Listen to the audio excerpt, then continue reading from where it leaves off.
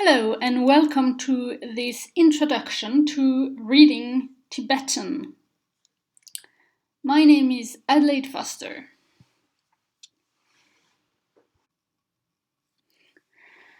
So basically, Tibetan has different kinds of writing. There are 30 letters in the Tibetan alphabet. Each of these letters is written down because a letter in the Tibetan understanding of what a letter is a sound, and it's not the written form of the sound. So when you write down a letter, each of these can be written in different styles. So here on this slide we have 4 different styles written. I'm going to give a short introduction to each one of these and talk a little bit about their importance. So Tibetan is written and read from left to right and from top to bottom, so exactly like English. So the first line here represents, I think, the most commonly seen Tibetan alphabet nowadays. Traditionally, it was used for sacred texts only, and administrative letters and papers were written in the second and third styles shown in this page. So Tibetan school children usually learn the third style, the third line here, and then they start learning and reading the first line, the first style, when they're around 11 or 12 years old. So you might meet some Tibetans that are able to read and especially write the third style, but they will tell you that they are not able to write the first, for instance. So it's very common for Tibetan people to learn how to write the third style, but not the first. And that's because in Tibetan culture there is usually quite a lot of time spent on the skills of calligraphy, and thus many people will say they're unable to write one of these styles of writing because they are not able to write them perfectly. So the first style was for sacred text, Uchen, but that's the one that's printed the most, I think, nowadays. Most books, whether they are sacred or about science or storybooks and so on, they are mostly all written from this first style, Uchen. So school children often start with the third. It's part of the style called Ume, but that's not very important now. So what we'll focus on is the first style, the first line, because that's the most common. That's the one that's printed like at least 90% of the time. The fourth style is quite useful later on if you need to take notes. And that's how it's used, and it traditionally wasn't printed, it was reserved for taking notes.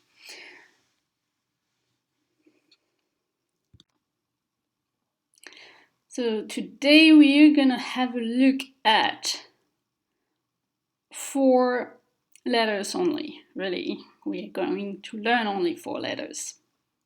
I know we looked at 30 letters, but we're gonna learn 4 letters, because if you do too much at a time, and all the letters will be in scrambles, I think. So here we have letters in 3 different colors. Each of these colors represent a tone. So a yellow color is going to be a high tone letter. So the first letter here is sa. Sa.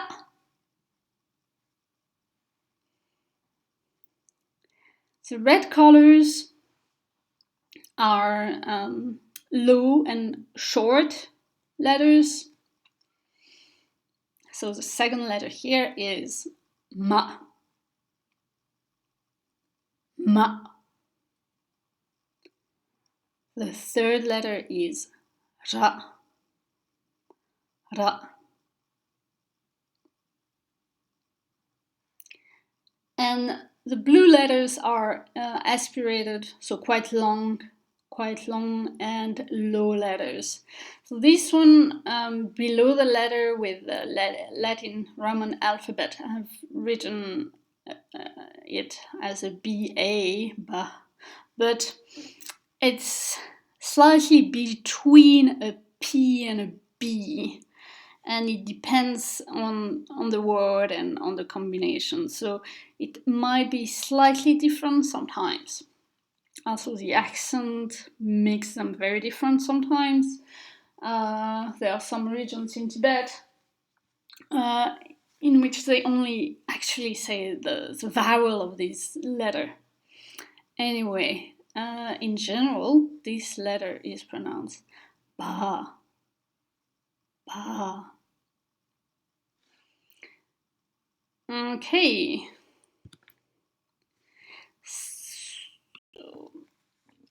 So we've seen 4 letters.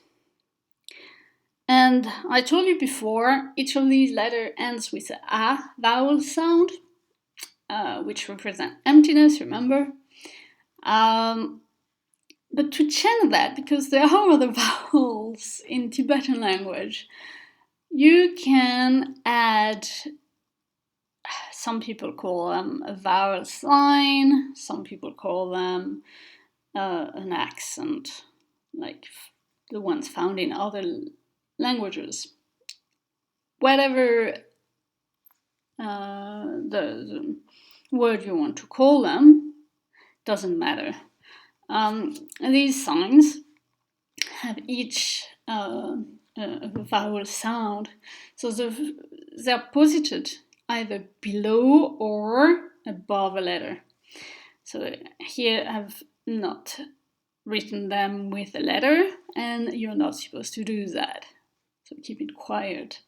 They are always attached to a letter, but here I thought it would mess things up if I wrote the letter as well.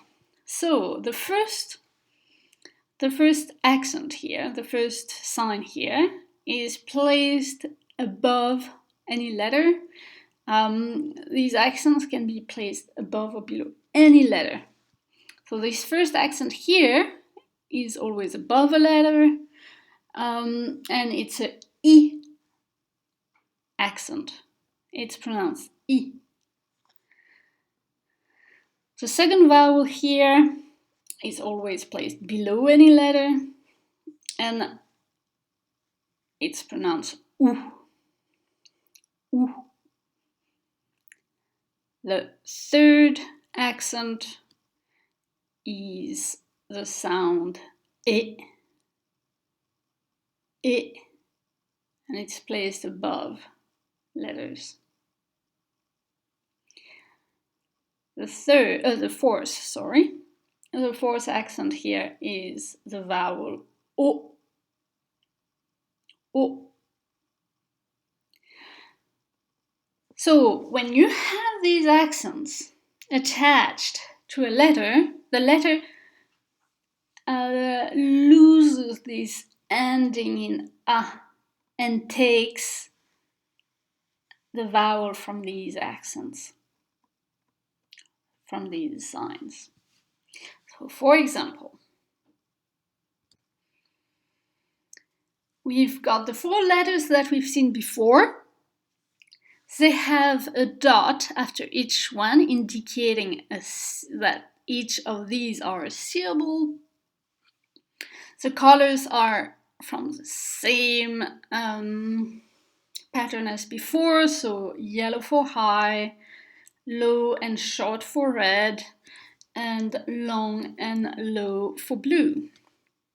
So without the accent, the first letter here would have been a sa, but with the accent, it becomes so.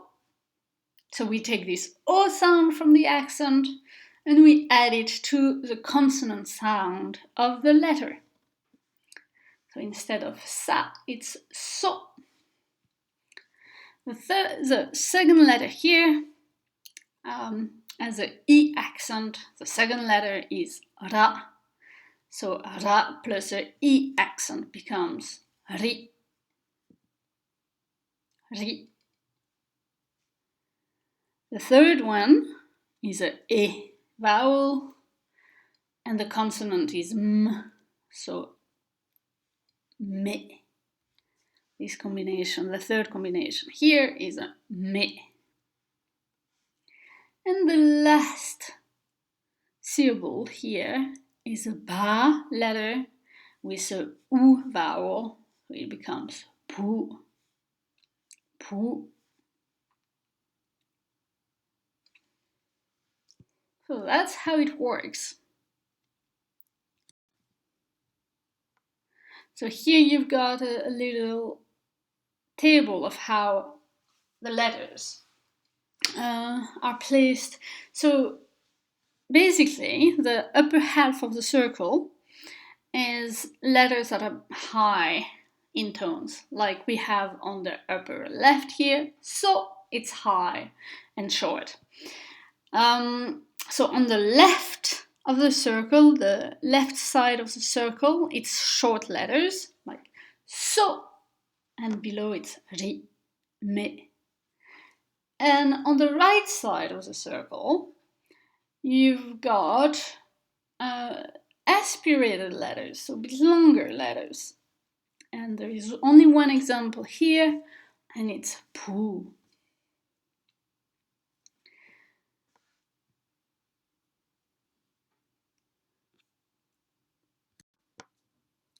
So usually Tibetan nouns have two syllables. Tibetans love two syllables for the nouns. But I would say maybe 90% of all nouns have two syllables, but some nouns don't. And if they don't, they usually only have one syllable, but some of them might have three. Can't think of any that has four.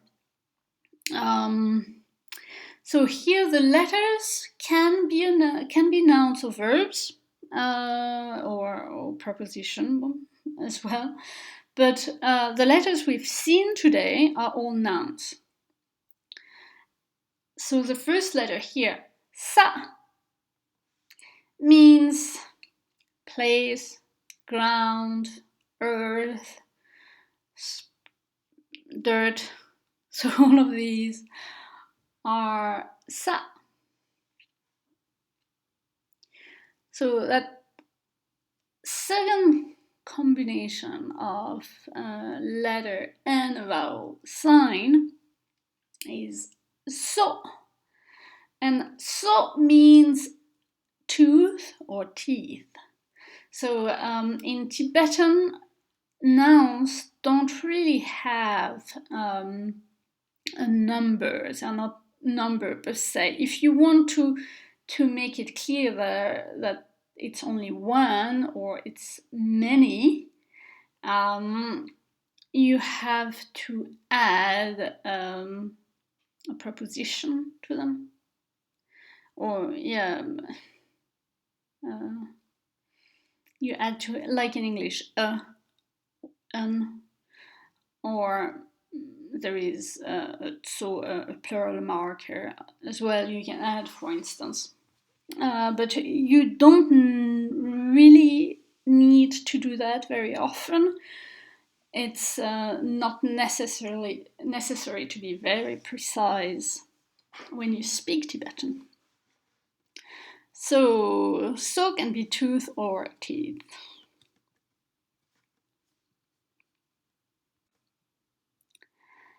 What's that letter, this first one here? Do you remember? That's a very important word to learn. It's very useful in daily life. Ra. Ra is a goat. So, might use it every day.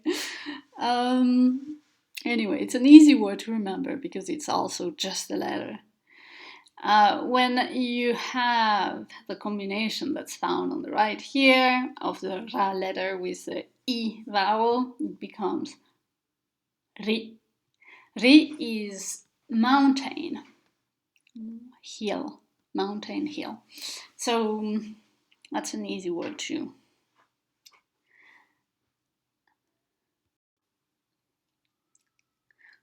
So now it's your time to shine.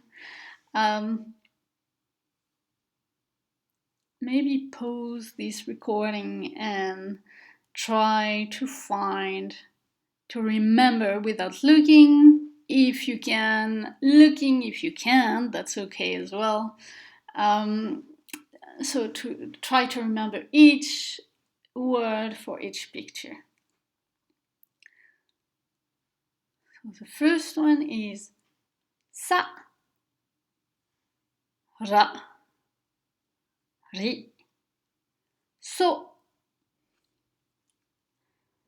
Second line, ri, sa, so, ra. Third line, ra, so, sa, ri. Last line, sa, ri, so, ra.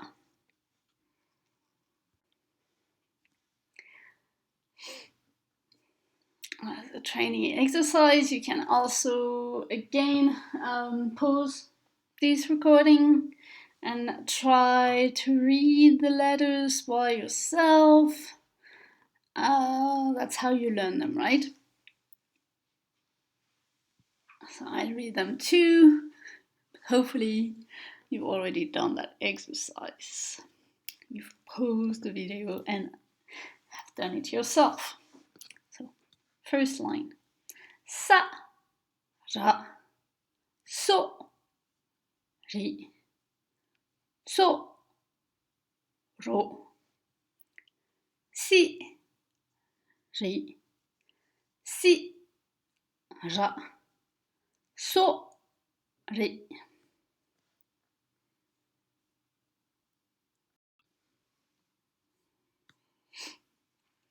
So that letter we've seen before, ma, low and short. It refers to mothers or anything feminine, any female things. So ma is female. Me on the right is fire. Me. It's one of the 4 elements found in Tibetan medicine, for instance. So earth, fire, water, and air. So me is fire.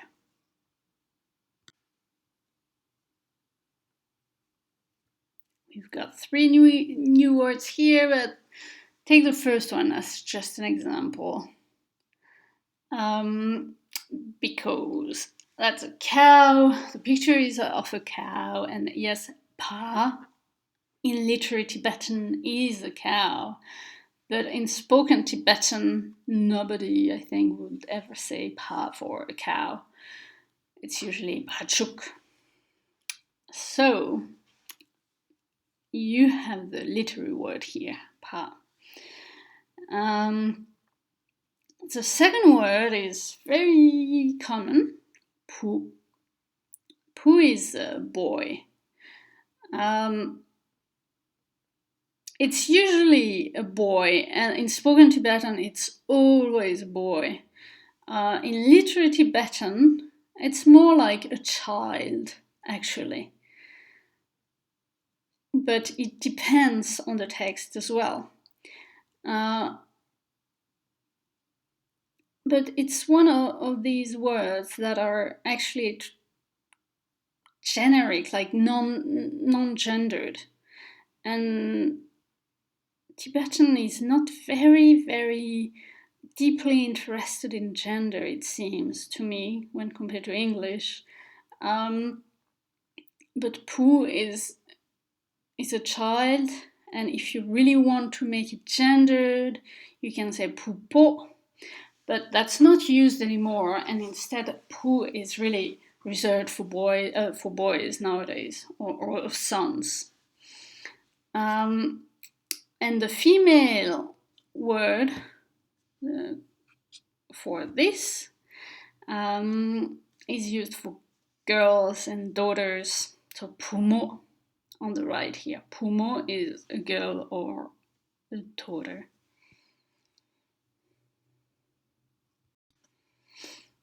Again, an exercise, a reading exercise. You can pause the video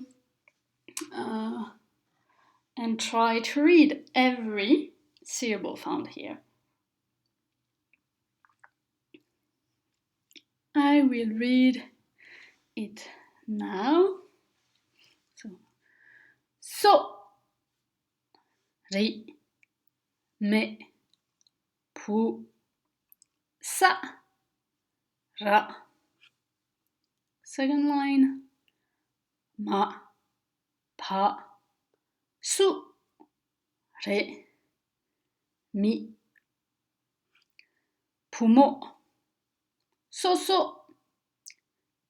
re, mu.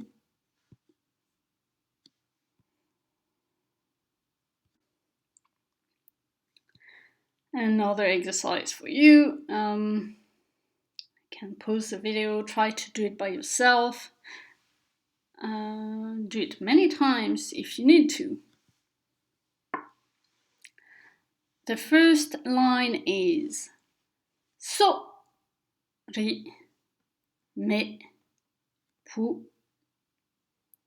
Second line, ri, sa, pumo, ra. Third line, me, pumo, ra, pu. Fourth line, sa, ri, so, me. And here is an exercise where you should not only read each word, but also try to remember what they mean.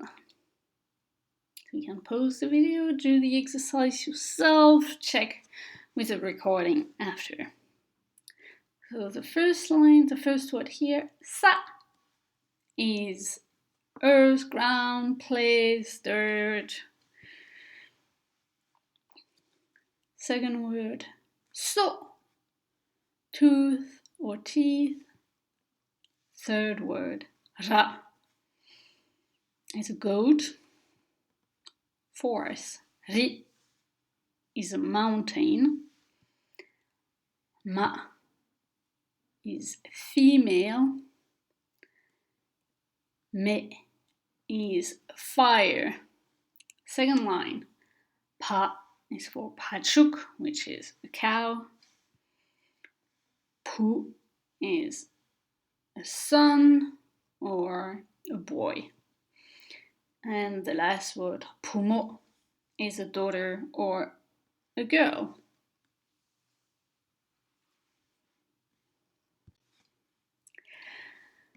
Well, that's how you are supposed to write the Tibetan letters we've seen today, the 4 letters we've seen. Traditionally, if you really want to do the calligraphy, the Tibetan calligraphy, you should use a flat nib pen. And that's the order you're supposed to write these letters in. I've seen many people writing these letters in the wrong order.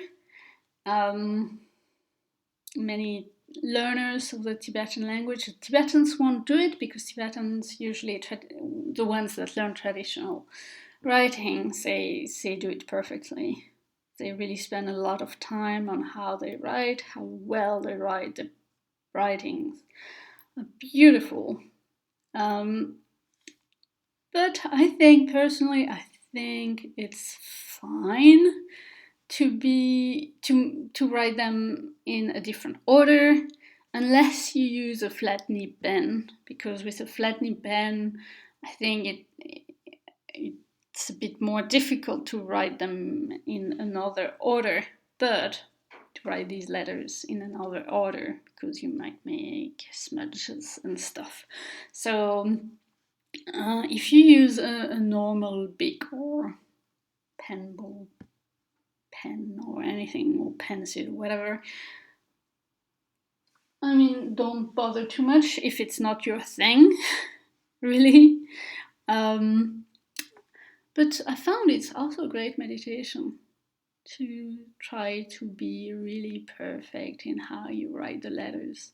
And I think that's my interpretation, but I think when the Tibetans spend so much time in writing these letters perfectly, it's because these letters, they all represent the teachings of the Buddha, especially, and emptiness and all this. So they are the means, the alphabet. This alphabet was invented to spread the word of Buddhism, and thus it's a sacred alphabet.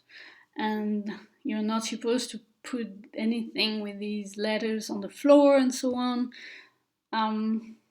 That's the traditional understanding of these letters. So they need to be as beautiful as could be if you want to follow this tradition. That's really up to you. Anyway, I have to thank the Shukya School for putting a lot of the photos I've used in this presentation online, available for anyone to download. They have comprehensive PDF for learning these first Tibetan letters. So I've taken a lot of their material for doing this presentation, as well as this last slide is taken from a book on calligraphy, Tibetan calligraphy as well, which I don't remember the author. But thanks anyway. So have a good day. I hope you like it. If you do, you can book lessons with me on learning how to read and speak and read Tibetan. So I teach on a website called italki.com. And I've been teaching Tibetan for many years because I've spent many years living in Tibetan communities in India. And I've learned traditional philosophy for many, many years, debated a lot, and now I teach literary and spoken Tibetan. So you're welcome to book classes with me, and I hope you enjoyed today's lesson. Have a good day.